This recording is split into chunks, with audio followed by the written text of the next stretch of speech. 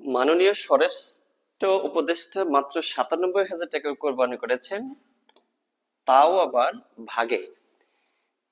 এই কথাটা যদি আমরা ইংরেজি করার চেষ্টা করি তাহলে কি হবে তা আমরা একটু দেখার চেষ্টা করি।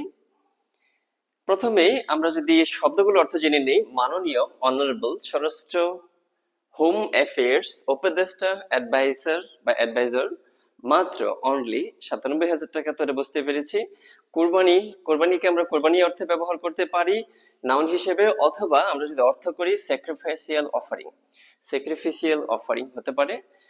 করেছেন এটা কয়েকটি অর্থে ব্যবহার করা যাবে। হ্যাজ পারফর্ম দেওয়া যাবে, শুধু পারফর্ম দেওয়া যাবে, হ্যাজ ডান দেওয়া যাবে, টু পার্ট দেওয়া যাবে। আর তাও আবার শব্দটা এটা কিন্তু খুবই অপরিচিত একটি শব্দ। দ্যাট টু, ভাগে মানে বাই শেয়ারিং বা ইন এ শেয়ার। এখন আমরা যদি পুরো বাক্যটার অর্থ দেখার চেষ্টা করি তাহলে কি হবে? The honourable adviser of home affair performed কুরবানি ফর অনলি ৯৭,০০০ টাকা, দ্যাট টু বাই শেয়ারিং। ধন্যবাদ সবাইকে।